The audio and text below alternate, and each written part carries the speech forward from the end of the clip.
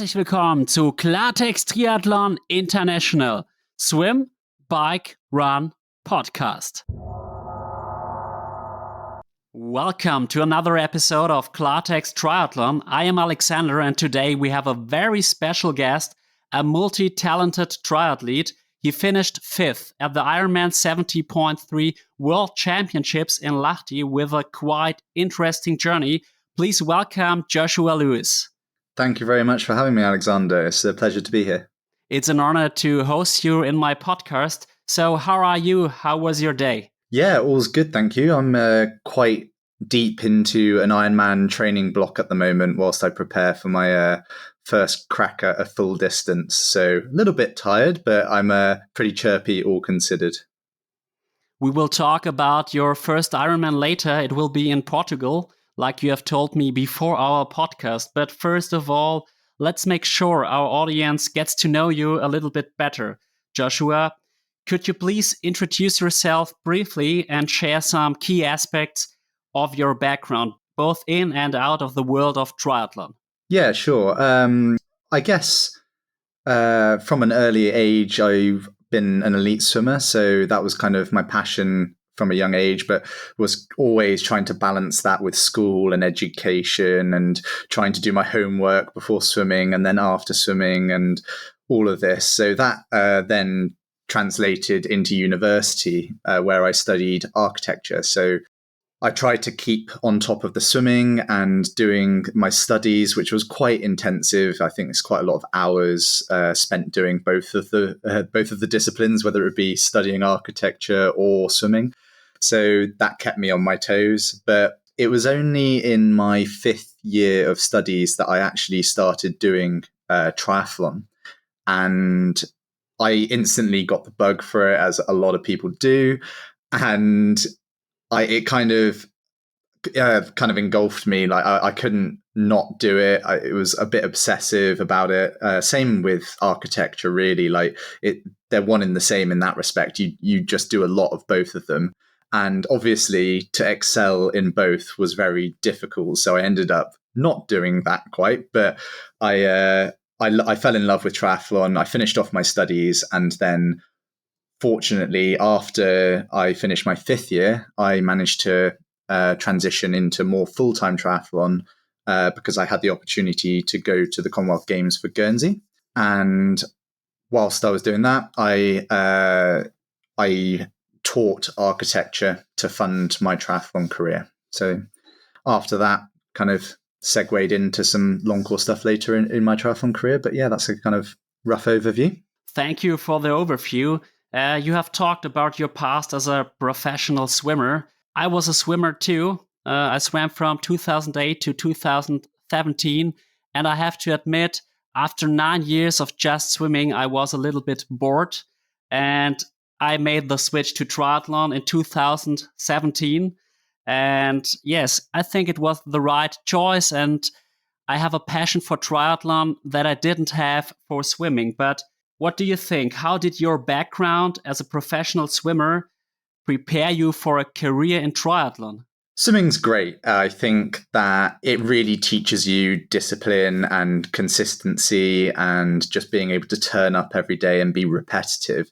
Because at the end of the day, that's what it takes to be good at anything, I think, is just constant repetition, turning up day in, day out, even if it is sometimes boring, like you say. So that then transitions to many aspects of life. And I think that actually, if you apply that to work or your work ethic outside of sport, as well as in sport, you can actually excel in a lot of different areas. So yeah, I would definitely never neglect the fact that swimming's taught me a ton of useful skills that I now apply to loads of different areas of my life. And yeah, in terms of triathlon, it's definitely taught me the value of hard work, listening, and I think analyzing certain aspects of sport in order to improve. Goal setting, I think that's an essential one. How to break down goals, how to achieve criteria. I mean, the list is endless, and I mean, I could go on, but yeah, just in general, I think that swimming has been a fundamental part of who I am, and I guess how I've gone forward in my career, both inside sport and out. Yes, that's the same thing with me. I think it helped me a lot to be quite disciplined and to work hard for my aims and so on. And do you still like swimming? Do you still like the training? Yeah, I weirdly love it. I think again, I've spoken about that obsession aspect of things and like getting a little bit obsessed with what you're doing and being able to repeat it over and over. I mean, the technique element of swimming, I absolutely love. I can't get enough of it. I think about my stroke all the time. I'm always thinking about things where I can improve, make me more efficient in the water. I think it's like endless as to how much you can improve, whether it be from a technical aspect or an efficiency aspect. And I'm constantly finding ways of being better. And that to me is just something that keeps me entertained, keeps me kind of not bored on a day-to-day basis. And I think that whilst you're going up and down a black line, it's also like you're surrounded by other people doing the same thing. And I think that's one of the best things about swimming is that even though you're not talking to people, they are going through the same thing. They've decided to be there at, I don't know, some people 5:30 in the morning, 7 o'clock in the morning, whatever it is. They've decided to get up early and be there. They've got the same work ethic as you do, and you're all going through the same thing together, whether it be a hard session or an easy aerobic session. And I think that's quite nice. Like you don't have to talk about it, but you're just going through it together. You're absolutely right. It's strange, but I say swimming is a team sport. You can do it alone, but when you do it alone, it won't be that successful because you could not push that hard. For example, in some swim intervals, you really need other people around you. While in triathlon, you often have to train alone. Yeah, absolutely. I think I'm very fortunate that I work with a performance squad here in Cardiff, and the swim squad, the triathlon squad all swim together most mornings, like Monday to Friday. So it just sets up my day very nicely because I see all the people that I train with day in, day out, and it's a very familiar setting, and I can just get on with my day quite well because I'm used to it. It's familiarity. People are like, again, share the same interest, motivation. And yeah, I do completely agree. There's a lot of time that's spent on your own in triathlon, especially on the bike. You can't always meet up with people on the bike. Like situations just don't allow.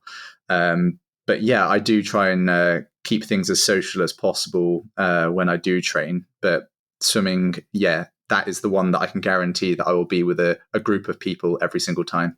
I understand that. So let's compare a little bit swimming and triathlon. So, what similarities and differences do you find between competitive swimming and triathlon, especially in terms of training and competition? Okay, so in training, I think that in my younger years, it always used to be a little bit of a race, and you were constantly building like your engine, but in a different way to what you do in triathlon these days. So it was always a case of building the VO2 max, being able to go fast, and you'd constantly, in my mind, when I was younger, I'd always be racing the people in my lane or the people in the lane next to me. Whereas these days in triathlon, I find myself far more controlled, trying to be efficient, trying to work the right areas of my engine. Because at the end of the day, in swimming, in training, and racing, you're only really training for, well, up to 1,500 meters, I guess. But in reality, I was only up to 400 meters, which is well under 5 minutes, even for an individual medley. So it's like maybe a 4 minute race, let's say, which is completely different to a 2 hour race or a 4 hour race or an 8 hour race. So you're just training completely different systems, both, yeah, for training, but also in racing. And then, yeah, obviously in a racing setting, I love like a gala. Like that is, I guess, different to an Ironman or a triathlon event, because the spectacles are completely different. You're at a gala for a whole weekend most of the time, whereas in a triathlon, yeah, you might dip in and out of one of the villages, but in reality, you're there for, I don't know, maybe one day, but you're racing most of it, so you don't really take it all in as often. And like the races themselves, swimming is very intense, very short, sharp, whereas I mean, even if you're doing one of the shorter races for an hour, that's an hour race, whereas you could be doing a 25-second race in swimming in reality. So the races themselves are completely different, and you're training for different things. I mean, I think that I'm far more geared to a triathlon race, even an hour, because I'm far more of just a plug away sort of guy. I just chip away constantly. I don't get that amped up. I'm not like someone who jumps up and down or gets really excited for a race. Like, that's not really me, but I'm quite good at putting down a lot of effort for a long period of time. And whether that be in the pool or in a triathlon, I think it just lends itself far more to a triathlon, because you have to be a little bit amped up for a short, sharp swim. If you're not, then you might not get the most out of yourself. Of course, you need to concentrate in both of them. But I think that in a triathlon, again, you have a little bit more room for error. And I was a little bit slow in swimming. So I'd make some errors, whether it be a tumble turn or a start, and you can't really afford to do that. Whereas in a triathlon, you have an opportunity to rectify those errors as well. So yeah, I think that both in training and racing, the triathlon side of things is just far more engine, like developed engine for a long period of time, whereas swimming is so much power, so much anaerobic ability, so much speed and skill. So yeah, it's completely different, and I love both of them for different aspects.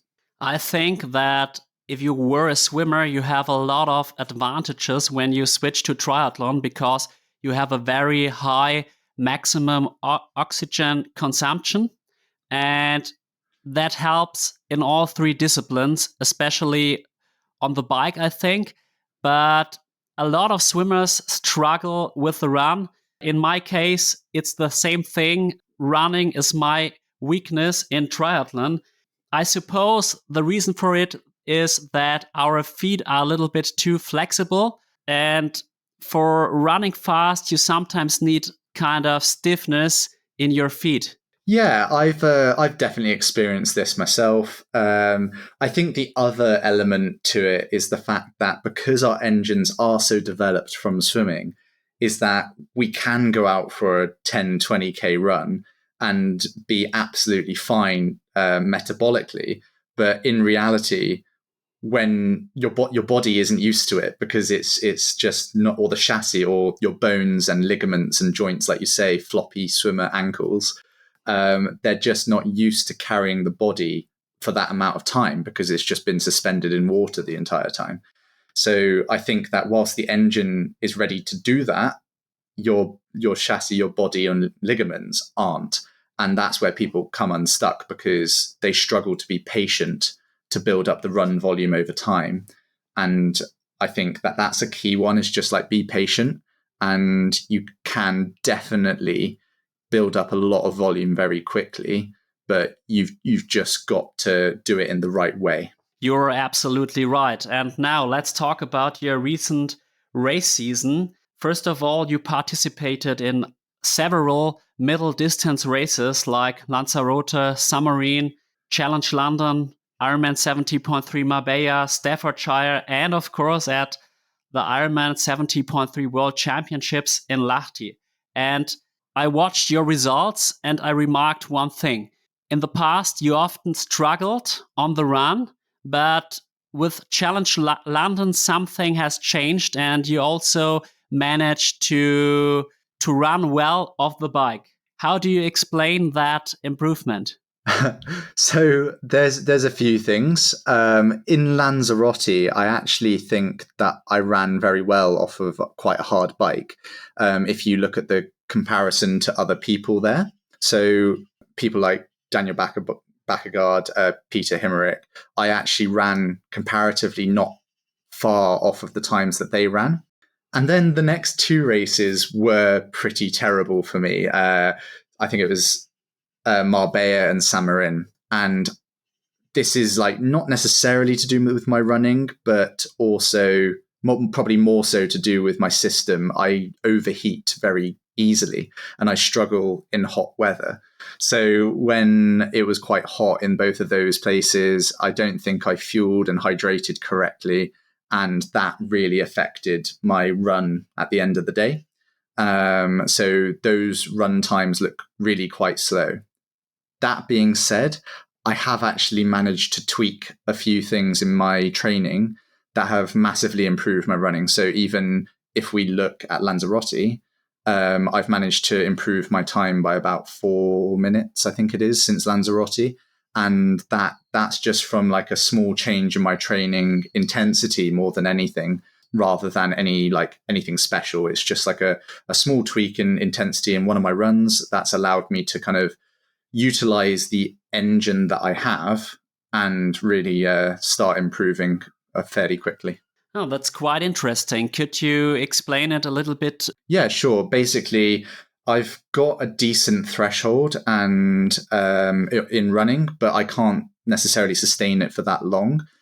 So in terms of 70.3 running, which is obviously over an hour, but after 3 hours worth of racing, let's say, or what I need to do is just make myself as efficient as possible and get my kind of like tempo sort of running as efficient as possible and as close to my threshold as possible in order to run faster for longer. So just on a Sunday on my long run, I've just been doing some slightly faster running than what I was doing. And that's just allowed me to become a little bit more efficient. It's very controlled still. And like I watched the intensity quite closely, but it's just higher aerobic than what I was doing prior. I get what you mean. And now let's talk about your great race in Lahti. You placed 5th. It was your biggest success till now. And I have to admit, I watched the race with my girlfriend, and she's not a triathlete, but she is quite interested in watching triathlons with me. And then she asked me, "Who is that?" And I said, "I don't know. I don't have any information about him. And you have to know, I'm an insider. I'm making a triathlon podcast, and I didn't even know you." And then I said to her, "He will blow up. I'm quite sure." And then you managed to come in T2 with all the front pack. And then I said to her, "I'm quite sure he will blow up now. He will finish in 20th place or something like that." And then I was very surprised. It was a great performance. You managed to finish in 5th place. Awesome. And for me, it was the biggest surprise of the day after Rico Bogen. So congrats. But how do you explain that success in Lahti? Oh, well, firstly, thank you very much. That's very kind. But I don't think you were alone. I think a lot of people were quite shocked to see me there and weren't sure who I was, including the commentators. So, yeah, no, I wouldn't feel bad about that whatsoever. But yeah, no, I mean, it was a shock and it wasn't for me and my team. I think we've been working quite hard and all of the numbers were spot on for what I did on the day. Like what we'd been seeing in training is exactly what I put out on the day. But that was me on the absolute brink. So that's what I was capable of, like, but probably no more. So yeah, a shock to most people, but probably not a shock to the people around me and close to me. But it's a combination between having quite a strong swim bike, being able to actually use that, and then fueling very well. So all of those things came together on the day. And I don't think I would have been able to do any of that if it wasn't for the races that I'd done already that season, because I learned so much from the races that I did, whether it be fueling, whether it be being quick, whether it be how much power I could actually put down on the bike throughout a 70.3 and still run off of that. So yeah, I think like Staffordshire gave me a lot of confidence because I was able to ride off of the front of the race, hold people off and actually put time into them. And that was like one of my higher powers and fastest races that I'd done. And I still ran quite well off of that for me. And then London, again, taught me so much about how much I was able to push on the bike and still run well, because Sam Laidlow was in the race. And I really regretted not trying to stay with him for longer because the numbers that I was seeing on the screen were scaring me. And he's an unbelievable cyclist, obviously. So it was that was also the kind of fear that I had, was that I'm just going to blow up, like you were saying, and just not be able to sustain it and just ruin the rest of my race. But that gave me a lot of confidence, because then that, coupled with Staffordshire, I was then able to be like, well, what do I have to lose? I know I was gutted that I didn't try and stay with him in London. So the only thing that I can try and do in Worlds is stay in that pack and stay at the front of the race for as long as possible, and just see if I can like sustain that. So I think that, yeah, that really helped me in order to kind of put down what I thought I was capable of in the race and have the confidence to do it, because I don't think I'd had that confidence beforehand. I think I was always holding something back slightly with the fear that I was going to blow up. But yeah, no, I got everything right on the day. I executed it very, very well. And again, that's from experience that I've gained this year. It's my first year in pro triathlon, long course triathlon. So I've just been learning constantly, and sometimes the hard way. So it's just one of those things. And yeah, tactically, I did very well. I would have changed a few things, but in general, decent. I made some good decisions to come past some people at the right time, to try and stay at the front. And then, yeah, I just panicked with the fueling and just had as much as I possibly could, because I wasn't sure if I was going to be burning through everything and, yeah, not have any facilities on the run. Talk a little bit about the dynamics during the bike leg, because it seemed that you had to push incredible wattage, and at times it also seemed like you might lose the group, especially in the climbs. Yeah, it was really difficult for me. I hadn't been in that sort of group dynamic before, ever really. And I was at the back because, one, I didn't think I'd have the respect to go further forward in the group. And I guess that's another learning for me, but also it was a calculated decision to stay at the back, because I watched people move forward and look across to be let into the line, and they got the go-ahead sort of thing. And I was thinking, no one's going to know who I am. I'm like, no one's going to let me in the line. So if I wanted to move forward, I would have had to have gone all the way to the front. And this was just in my head. It might have been completely different if I tried to get into the line higher up. But I didn't think that they were going to let me in. And therefore, my safety was to stay at the back and leave a decent distance, because there was always motos around, so I didn't want to get penalized. That was my biggest thing, is I didn't want to get done for drafting. I didn't want to get done for cutting into a line. So it was trying to avoid that risk, but that made my ride very difficult, because obviously once I'd made the group, being on the back, the hills created a concertina effect. And by that, I mean, when people went over the top of the hills, I was not pushing that hard over the top, harder, should I say, because everyone else was pushing harder over the top. And I was just getting dropped every single time that we crested the hill. So I would have to put in a massive surge every single time, which was draining so much of my energy. And I think there was probably 2 times where I got dropped off of the back of the group, like completely, by a good couple of 100 meters. And I had to work my way back onto that group by basically just trying to be fast and aero, but riding the course far smoother. And I think that's the benefit of being higher up, is you're able to do the course in a far more efficient manner, which obviously then I learned by being off of the back and still being able to close back up to the group. But I really struggled to convince myself to move up that group to make it easier. So it was just a really hard ride throughout. And then towards the back end of that ride, there was a few attacks that went, and I couldn't go with them. So had to, again, let them go. This was on one of the last hills.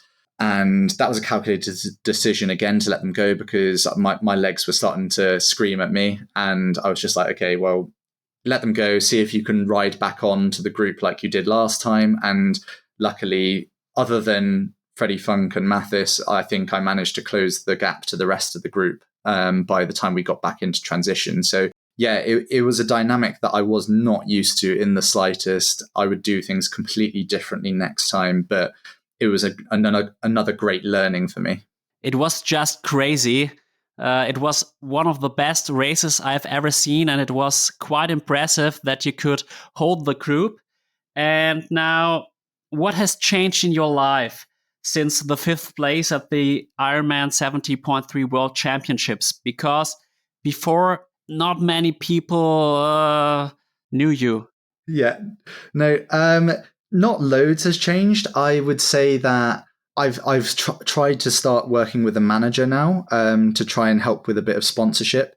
Nothing's come of that yet in terms of gaining sponsors, but hopefully in the coming months that will get a bit better, and hopefully some more sponsors will be interested in working with me. But yeah, in terms of like day-to-day life, I don't think much has changed. I'm like creature of habit, got back into training.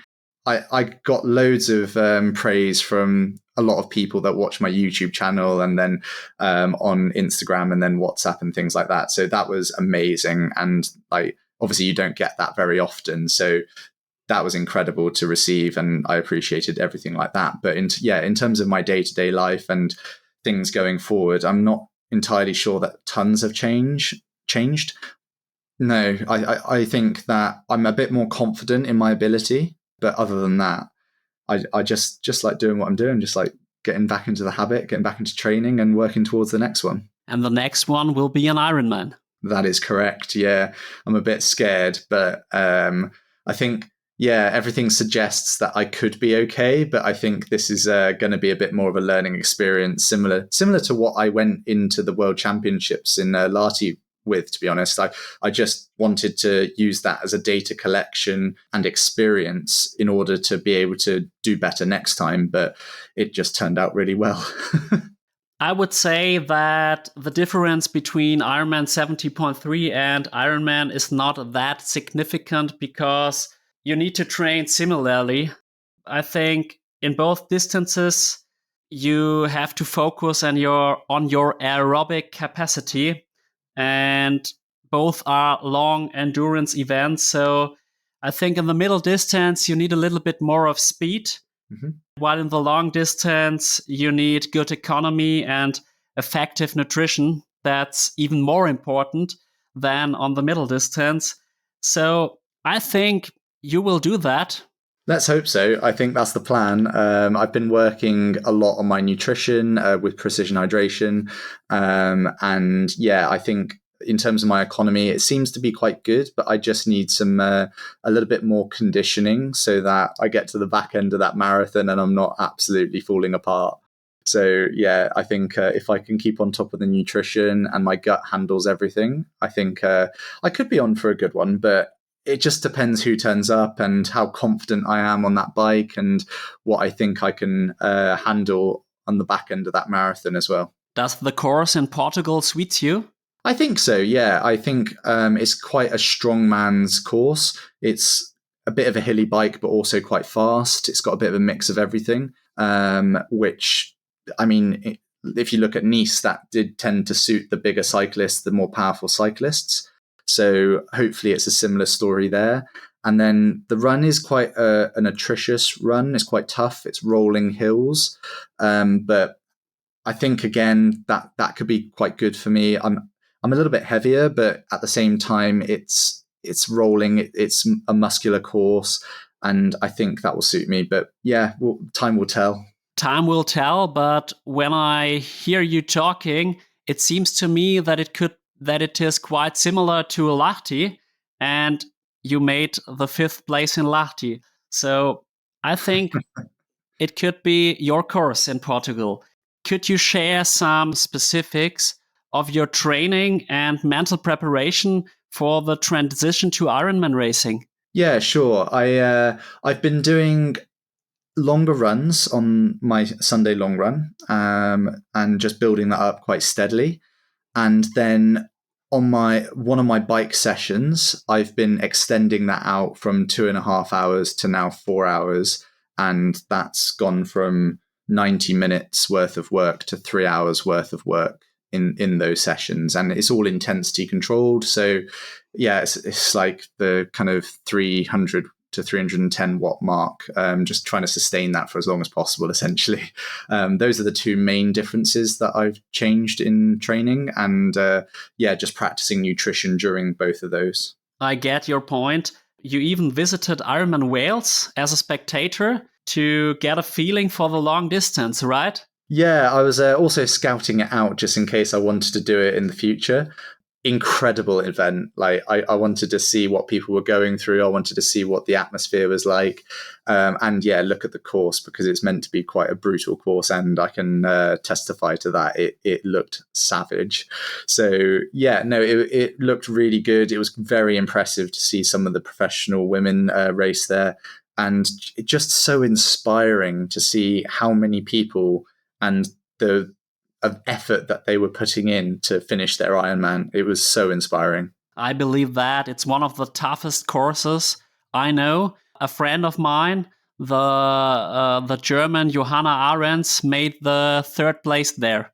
Oh, nice. Oh, very good. Yeah, I must have seen her. Like I was watching the women's race quite intently with Nikki on the front as well. So yeah, I must have seen her pass on one of the 3 leaders' bikes. Nice. Well, now you are in the world ranking on place 61. And do you dream of participating in PTO races? Yeah, 100%. I mean, it's where the sport's going. Hopefully they carry on doing what they're doing. I think it's going to be really tough to get into the system this time round, because they're reducing it to 20 starts. And I understand why, but it's just a shame that it's happened this season, where I could have potentially knocked on the door and getting a start. But hopefully with another couple of races under my belt, my ranking will go up, and I'll get a bit of a shout at potentially getting even a wild card would be great, because once you're in the system, it's a bit self-fulfilling. You get the points, you stay in the points, and then yeah, like I definitely aspire to be there. That's where the money's at. That's where the best racing's at. And at the end of the day, that's all we want to do as triathletes, is race the best people and make some money from it. That's true. I would say you really deserve a wild card because you finished so strong in Lahti. And now there is also the new long distance PTO World Championships. What are your thoughts and your expectations regarding the new PTO World Championship series in the long distance category? Yeah, I think it's fantastic. I think it's such a good idea. My only fear is that it might reduce the opportunities for up and coming pros, but that's obviously because I'm in that position. I'm in the position of an up and coming pro, so I'm always going to say that. Whereas I think it will be really good for the sport. I think the storytelling element that they're speaking about is fantastic. I think that's essential, and that's obviously from a personal branding perspective, that's what I try and do with YouTube. I think it's very important for a spectator to be able to get invested in the journey, in triathlon, in other people and their kind of efforts. Yeah, my only fear about it all is that it will be self-fulfilling for those top guys and girls, and that if you're in there, it's very hard to then drop out of that unless you just don't turn up or you get injured. So I don't want it to be something that isn't accessible to people in the future if it's just like you get loads of points for being there and then you stay there.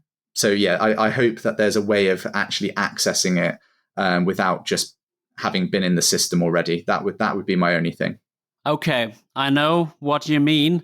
And to be honest, I'm a little bit curious about how Ironman 70.3 and also Ironman racing will develop in the future, because it might be that in 2023, this year's World Championship was the last World Championship with such a strong field, because it might be that the majority of the strongest athletes of the world will go to the PTO World Championships series, and then the 70.3 World Championships are not that, how do you say?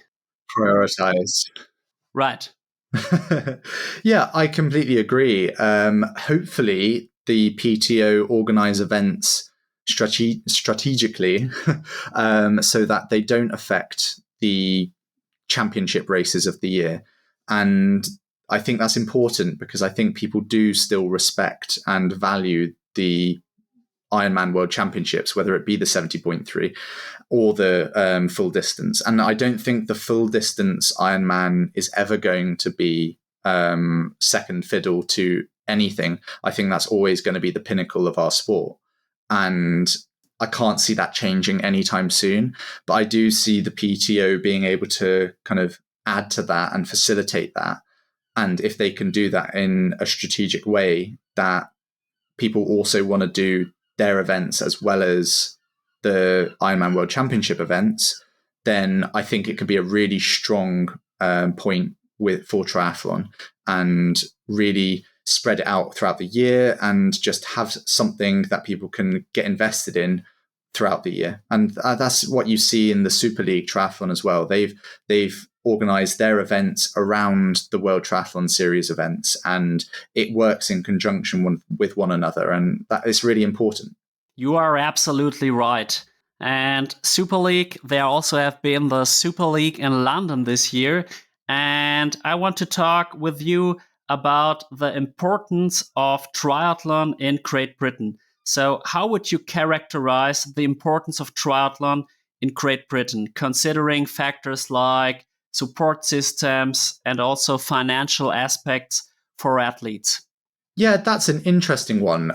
Great Britain focus quite strongly on the short course athletes and definitely don't really funnel any finances or support into long course athletes.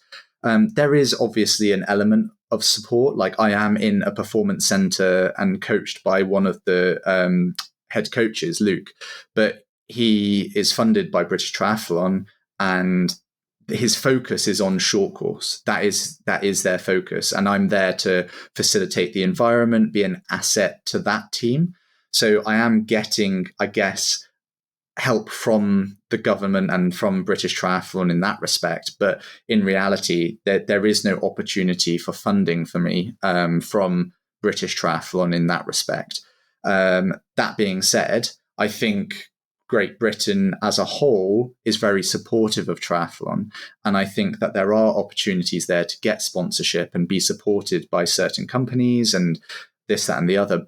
But it's just finding those companies and like having access to certain people and certain things. But in general, the whole community is enormous for triathlon. And I think, yeah, it's so important for us as like professionals to set the precedent and try and like be inspirational and I guess role models for that community.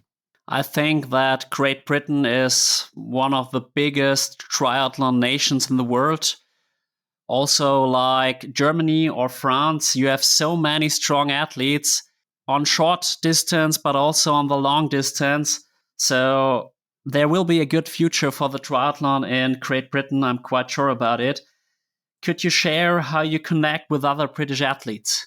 Yeah, of course. I think on the circuit, we tend to talk to each other. We tend to organize trips together, try and make sure that we catch up throughout the year as well. I know that I definitely try and keep in touch with quite a few of them and do some training with them just to, yeah, they're friends at the end of the day. And like we like spending time with one another. We like meeting up at races. So it's important to do that because when you then go to races, you want that support system there so that you can also rely on someone else, have that familiarity, be comfortable in and around races. So yeah, it's something that I definitely actively try and do and keep up to date with in terms of other people and friends.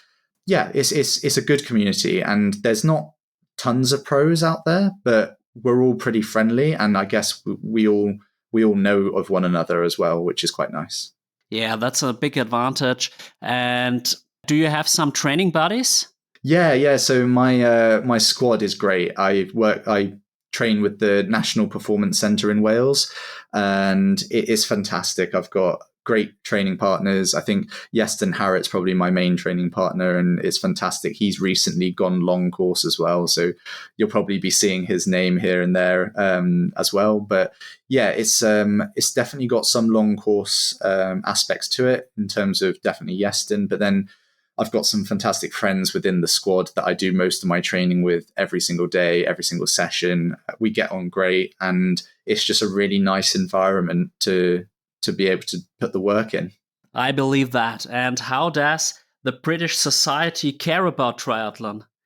I think they're very invested in it. I think that, especially when I went down to Tenby, the amount of support that was there just from people that are coming out of their houses or supporting their family or friends that are competing in the race. I think that it's incredible that the fact that they're able to just be there for 8 hours or whatever it was, or 10, 12 hours, and support and just spectate is just incredible. Like the amount of people that are shouting for people that they have no idea who they are, but they're just supporting them is just incredible. So just that as a precedent is amazing, and I think shows how much support Britain as a whole has for triathlon. I think in Germany it's similar. You have a good community in triathlon, and over the past years, more and more people get in touch with triathlon. They know, for example, Jan Frodeno, Sebastian Kienle, Patrick Lange, but yeah, they don't know, for example, Jan Stratmann. The average German guy doesn't know Jan Stratmann, for example. And so I think it's similar in Germany. Perhaps Great Britain even cares more about triathlon than Germany. I have the impression. And you are also an architect and you're also a coach. So could you make your living by being a pro triathlete? I definitely hope so. That's my plan over the next 2 years, is to kind of transition out of doing, I guess, more so teaching. I love teaching and I love coaching. It definitely feeds into my, I guess, need or want to help people. It's a bit of a, not a habit, but, or you could call it a toxic trait of mine to want to help people. But I've channeled it now through teaching and, I guess, getting people to pay me to help them, because at least that way I know that they want the help. But yeah, no, I think I love doing that stuff and I'll carry on doing it, I think. But as to what capacity I do it definitely depends on how much money I can make from triathlon itself.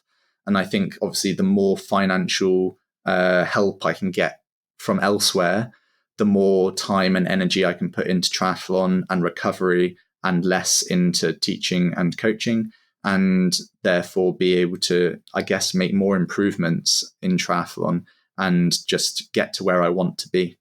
I talked to Tamara Jewett, and she worked as a lawyer several years till the end of 2022. And it was very stressful for her. And I think triathlon has developed so fast the last couple of years, and it's not possible anymore to do a job and to do pro triathlon. I think in the past that was possible, but now triathlon has become too competitive. Yeah, I would tend to agree. But at the same time, I love the stuff that I do. Like I like keeping myself busy, and I definitely find running the coaching business and coaching like on my own time, I find that actually quite a lot of fun, and I find it more like play than I do at like hard work.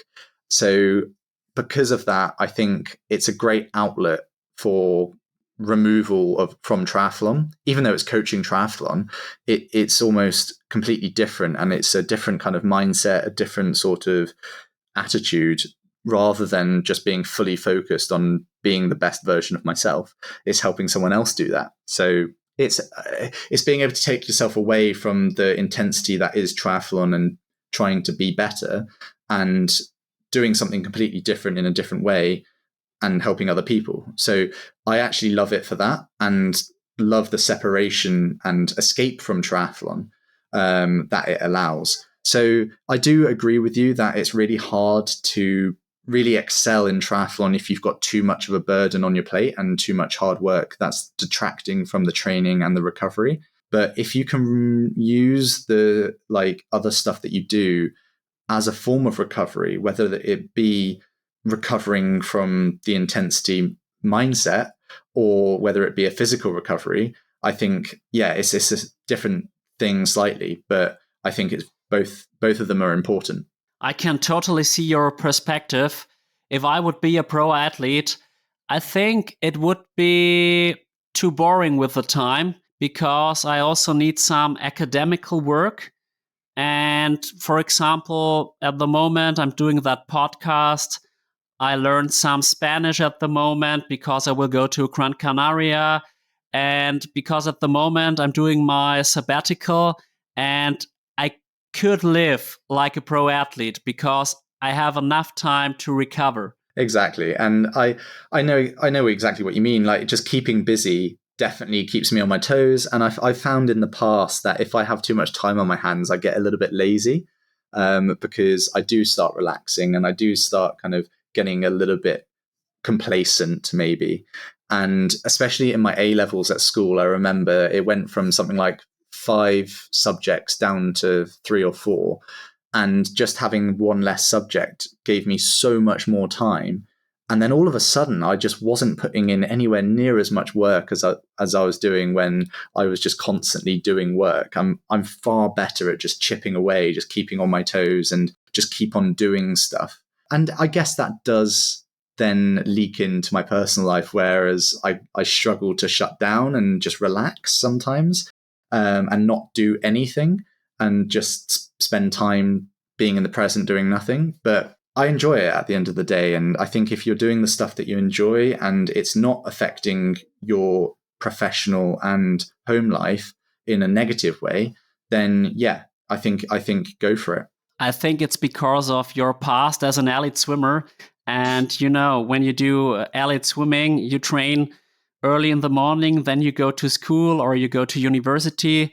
Afterwards, you train the second time. You're doing some land training. And after that, you just have the time to eat. And then you have to go to sleep because the next training will be on 5:30 the next morning. And I think swimmers are very well organized people. 100%. And I think that's one of my best traits, I'd say, is time management. And I think that if you're able to manage your time effectively, you can actually fit in a lot more than you think in the day. And I've just had to do that throughout my life, like you say, in swimming. And like I mentioned earlier in the podcast, it is that case of swim in the morning, go to school, do homework, swim, do homework, eat, go to bed, or whatever it is. And that's just, carried on throughout my life. And that's allowed me to do the things that I do alongside one another relatively effectively, let's say. I don't think I've been done too badly in the triathlon world, considering how much work I do alongside. But it's not having the pressure, I think it is, to have to do that work if I didn't want to, which would be quite nice. And that would come from sponsorship and things. And it's like, obviously I do the coaching and I do YouTube and I do teaching to fund my triathlon, but at the same time as loving it. But I would like to do that off of my own back rather than having to do it to fund the triathlon, if that makes sense. It would be nice to not have the pressure of having to do it and just doing it because I love doing it. I get what you mean. Absolutely. I can totally understand your perspective. But on your homepage, you mentioned that you have a passion to help others. Mm-hmm. How do you help others? Well, it's through the triathlon coaching, YouTube, and teaching. So, like, if I can help other people achieve their goals or inspire people to achieve their goals, then I think that's kind of my passion in life. I think outside of obviously my own personal goals. So, yeah, I try and do that in, like I said, quite a few different ways. Whether or not it works, I don't know, but it's like I think it helps, and if I'm getting a bit of joy out of that, then yeah, that's what I like doing. But the teaching definitely, I really enjoy the teaching because people are there to learn, people are there to kind of consume the information and achieve their goals essentially. And likewise with coaching, and you know that they're there to value your opinion because they're essentially paying to be there and they're paying for your expertise. And I think that's really valuable. And I really appreciate being able to spend time with these people because they're appreciating your time. So I think that that's the best way of helping people is when they've come to you for your advice. But it's also a case of if I can then also use YouTube for free advice and free inspiration, then that's the kind of give back that I do as well. I can relate to that. I worked as a coach for swimming during my time at university, and I'm a teacher as well. So I can totally see your perspective. I just love it to help my pupils and to help them grow up. And yeah, in the past, I wasn't aware of my big influence on my pupils. And the last year, I remarked I have a lot of influence on these guys. And so I have to handle very carefully and to be aware of it, that I have so much influence. 100%. And it's a nice responsibility to have. And I love the challenge. I love the challenge of helping different people in different ways. I consider coaching and teaching the same thing, right? They're very similar. You're delivering information to different people in different ways, convincing them that it's the right sort of information, and also holding up your end of the bargain by doing exactly what you said, and being careful of how you're doing that, why you're doing that, and that they're actually receiving the information the way that you intended the information to be received. Because if it gets perceived incorrectly and they then do something wrong, or I don't know what they would consider wrong, or don't get the improvements that they seek, then yeah, that is a responsibility on you. So I think there is a lot of responsibility trying to help people like that, but it's a nice responsibility to have. You are right. It's a nice responsibility to have. And you already mentioned your YouTube channel. I watched 3 videos of your channel. I was quite impressed. And I think it was one of the best race recaps I've ever seen about the Ironman 70.3 World Championships in Lahti. I really enjoyed watching. So tell us more about your YouTube channel and how it allows you to connect with your audience and share your experiences as a triathlete. Oh, firstly, thank you very much. I don't know if it was the best recap, but I gave it my best at least. But yeah, no, YouTube has been like a long-term project, I guess, and it feeds out of my architectural background and kind of media interest and content creation, I guess. So it's just a passion outside of that, and a different way of applying my architectural education that isn't necessarily teaching or being an architect. But yeah, no, it's a similar sort of thing in terms of trying to help people and motivate and inspire people. It was a long-term project to try and, one, get my name out there, but also content create, inspire people, give myself something to do every single week, upskill in being able to video, being able to edit, all of this sort of stuff. But also from a personal branding perspective, I thought that it would be really useful for sponsors. So same with, I guess, social media, Instagram, Facebook, etc. It's really important to be able to present yourself in a certain manner, have a personal brand, be interesting, have the public interest. so that sponsors are interested in you, because at the end of the day, they're not going to invest their product in you if you don't have an audience to sell to. So it was partly that, and partly to do with Entire, which is the coaching platform. So it was another way of kind of getting exposure for coaching and trying to allow people to access coaching that way and get the name out there as well. So there was a few different reasons for doing YouTube, but at the end of the day, it was kind of a selfish endeavor in terms of I loved doing it, and I love making the videos, and I like testing things out, and I like upskilling. So I just enjoyed the process of learning to video and edit. I also have a YouTube channel, but I focus on my podcast, to be honest. I just have YouTube to promote my podcast a little bit. And I know it's a lot of work for one podcast, for one episode. I work about 12 to 15 hours now with all the, you have to contact the people. Afterwards, you have to prepare yourself for the podcast. Then you have the podcast itself. Afterwards, you have to work on the audio so that the quality is good. And then you have to do the social media work. So I can imagine it's a lot of work, but I think it's worth it. I think so as well. And it's coming into its own a little bit more now that I've got some good results under my belt, and people have something that they can go back and look at and just watch the journey that I've gone through. And that's becoming a little bit more evident now than it was when I was having, 10 views back in the day. And it's growing and growing, and it's had quite a good growth this year. And yeah, it does allow people to see the journey themselves and be like, okay, that's what it takes. But then also it's just quite self-fulfilling when people do really resonate with something that you've said, and you get a lot of traction and you can reply to all of the comments. It is very rewarding in that respect, because it's like, well, actually, that's really helped someone. I put out a swim video a few months back, and it's done quite well, but it's because it really added value to people's swim technique, and it allowed people to understand what I was trying to convey and what they were trying to do within their swimming.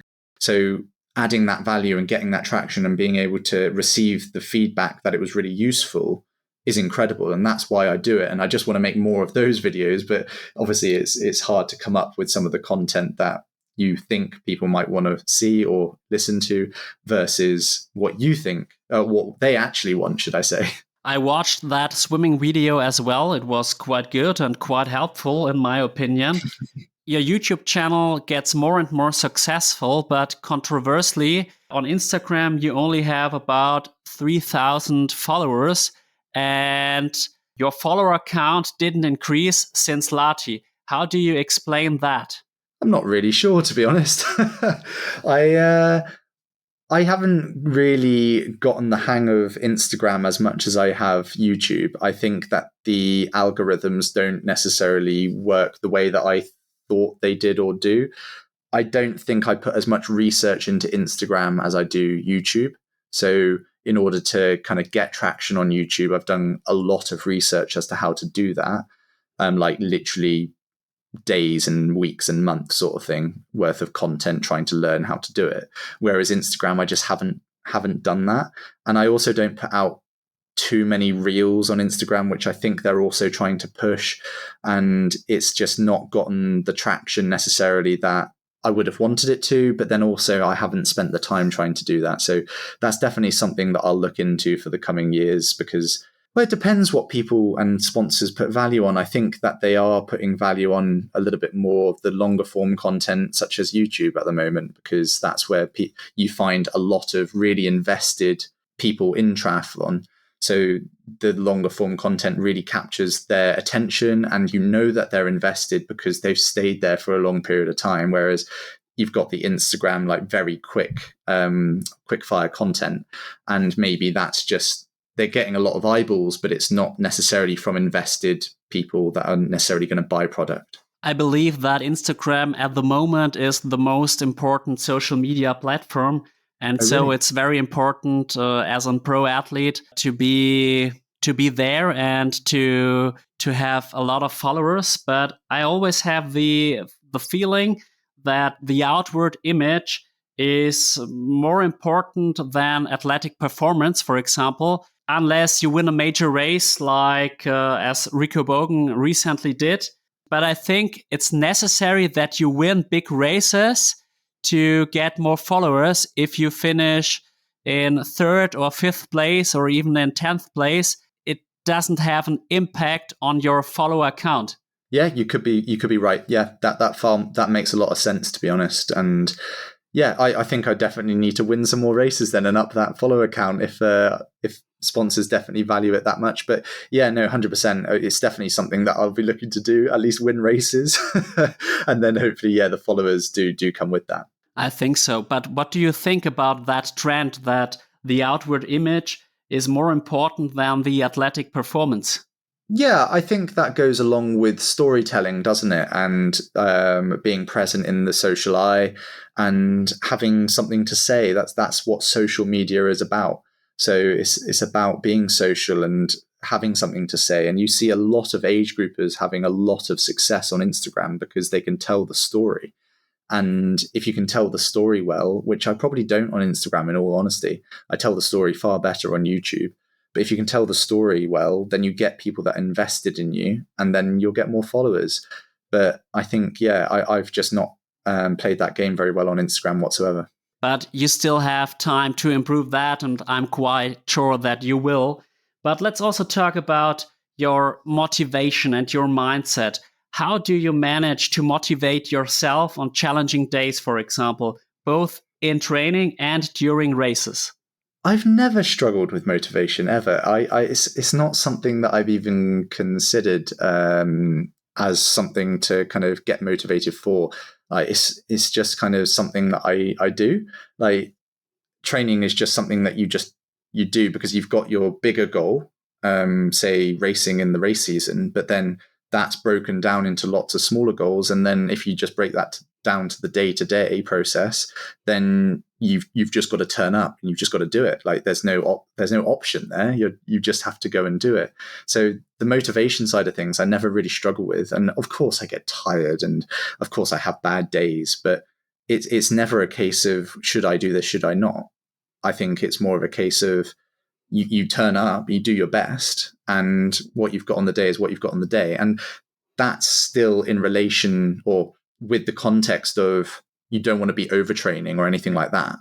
But it's far less weighted on motivation and far more weighted in the process and just ticking off the process. And if you carry on ticking off the process, then the races will come, the results will come, and yeah, the performances will come. You're absolutely right. And it's good to hear that you didn't even have a lack of motivation in the past. And what strategies or techniques do you use to maintain a strong and positive mindset throughout your training and competitions? Now, I've only recently acknowledged this one, but it's definitely to do with the different avenues of, I guess, my interests. So the different interests that I have outside of triathlon. So if triathlon's not going that well, then I can shift focus into building my business or teaching or life outside of that. And I can find joy in those other elements rather than having to find joy in triathlon if it's not going well. If everything's going well, that's great. But if it's not, then I can flip between the 4 or 5 different other aspects of my life, which I really value and can find enjoyment out of.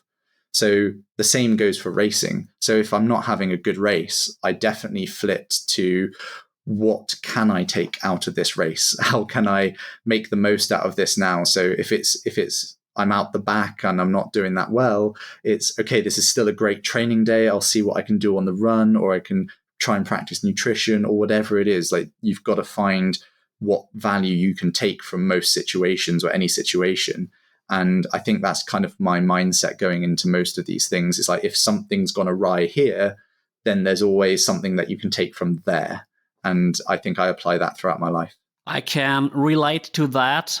I was sick for 5 months 2 years ago because of my sinusitis, and I was a little bit depressed by the time, as you can imagine, but it was so helpful that I was working at school, that I had some other interests and not just sports. And I think that's very healthy. And I always have the impression that there are some athletes, especially pro athletes, that just focus on triathlon, racing, training, and there is nothing else. And I think that's not the right choice of them.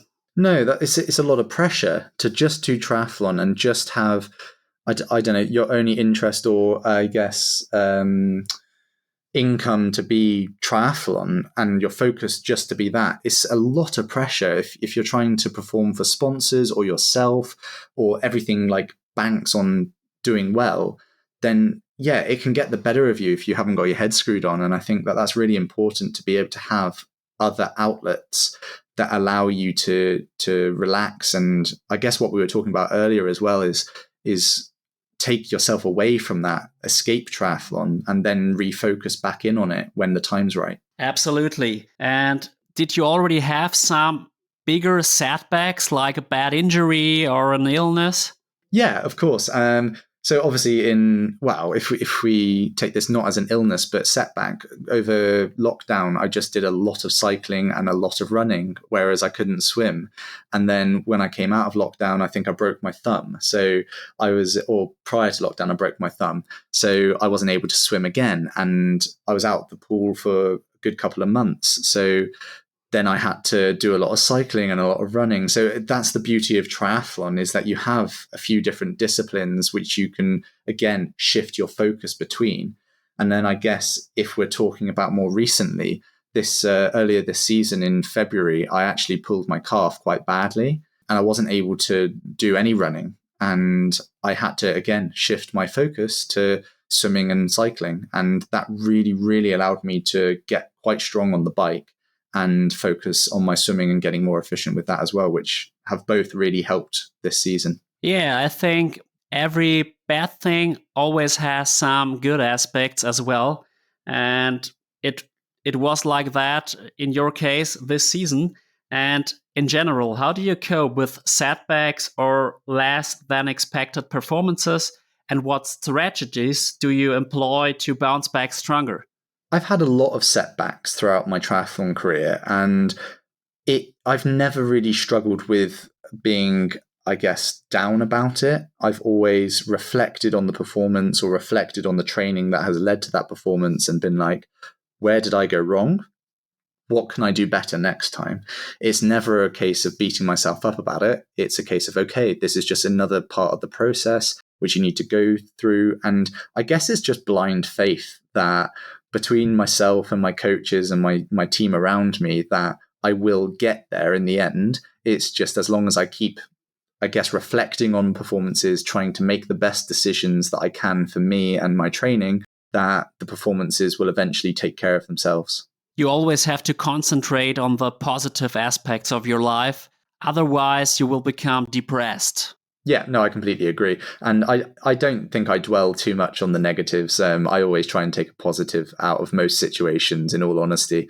And there's always a positive to take. And yeah, I just think that's important. An important takeaway for everyone listening is to try and find the positive in any part of your day. Even if you've had a bad one, there will be a positive, and it's your decision as to whether or not you listen to that positive and focus on that positive or focus on the negative. That's the perfect life philosophy, I think.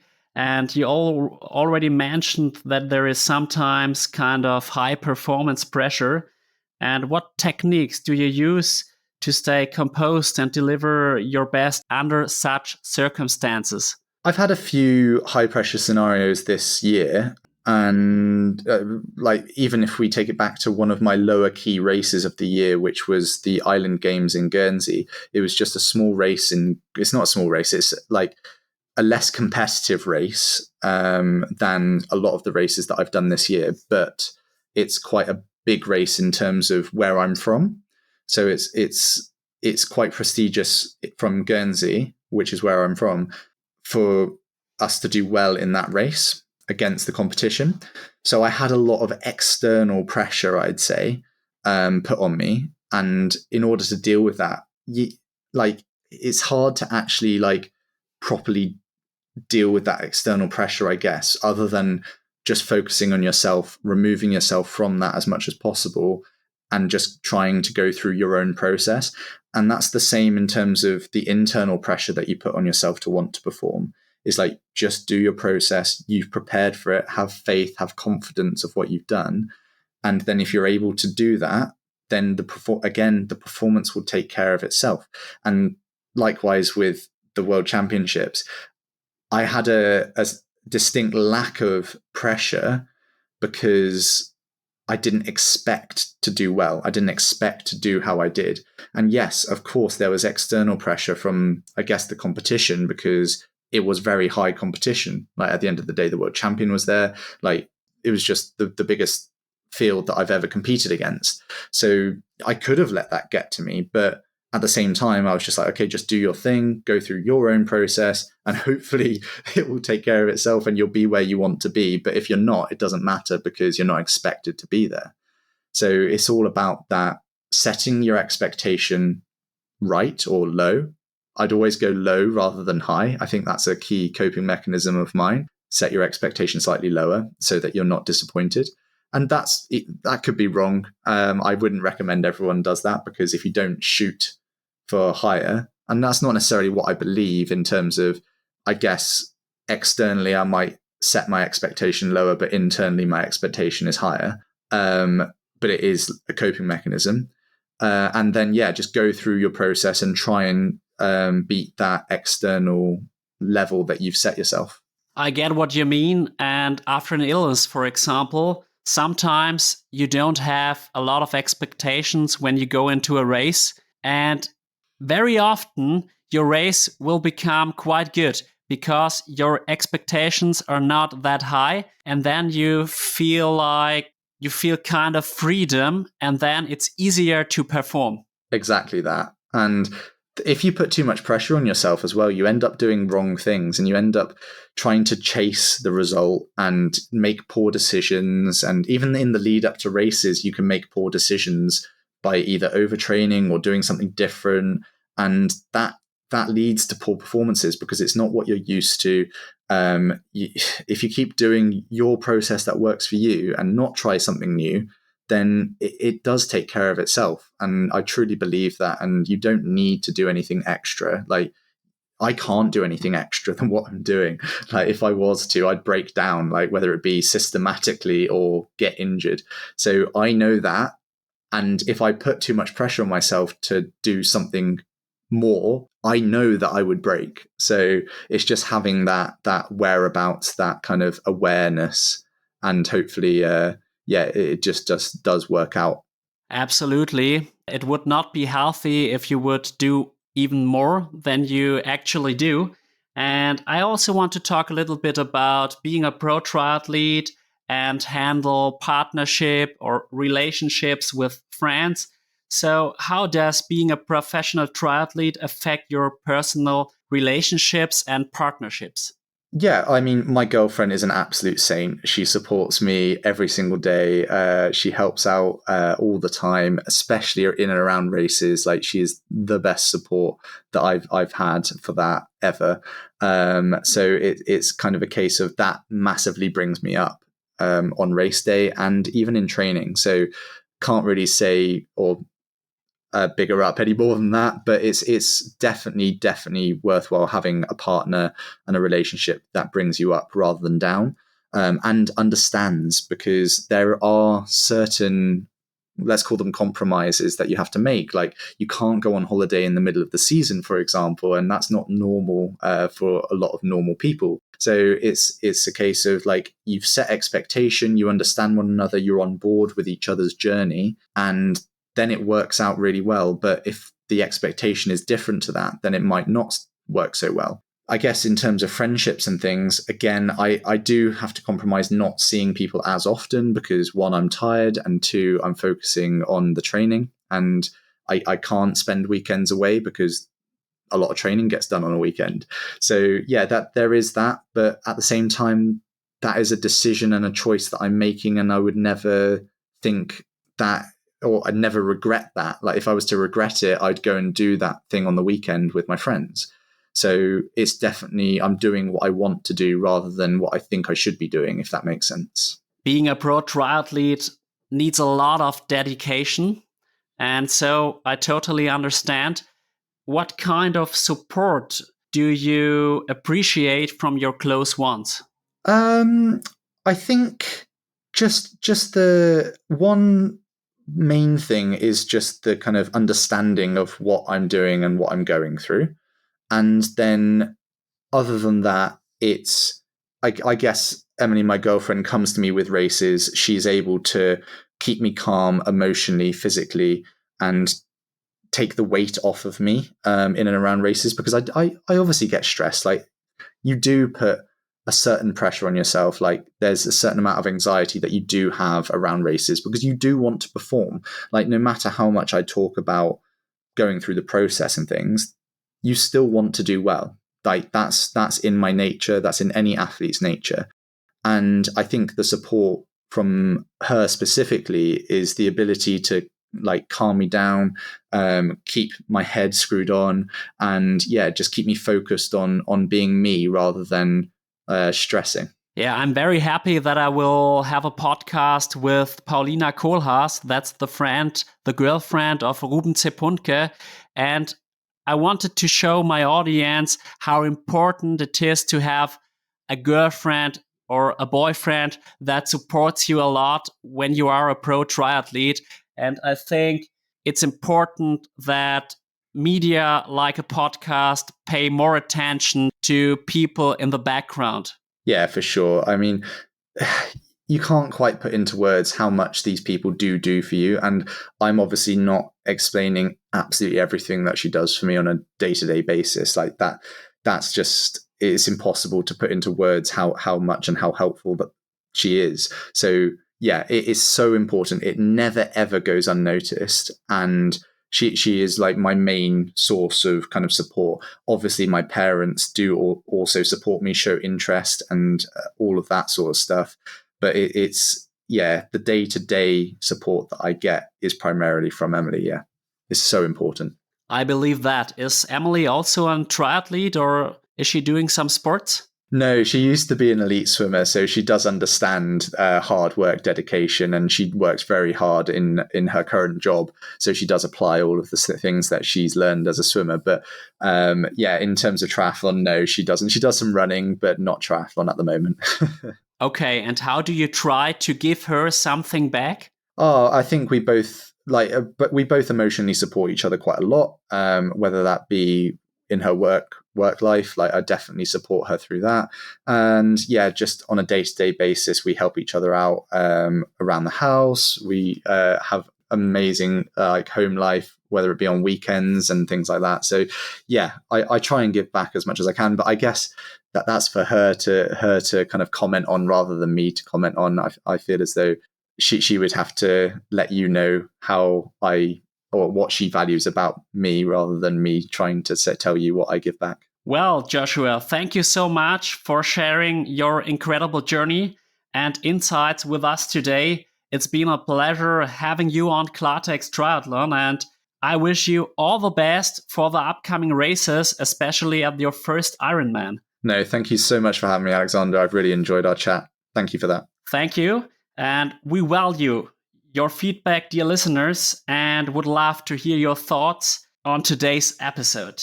Feel free to reach out to us through our website or social media to share your comments and suggestions. Running a podcast like this takes time and resources, and we would greatly appreciate any support you can offer. If you are in a position to do so, please consider making a donation to help us continue bringing you inspiring content.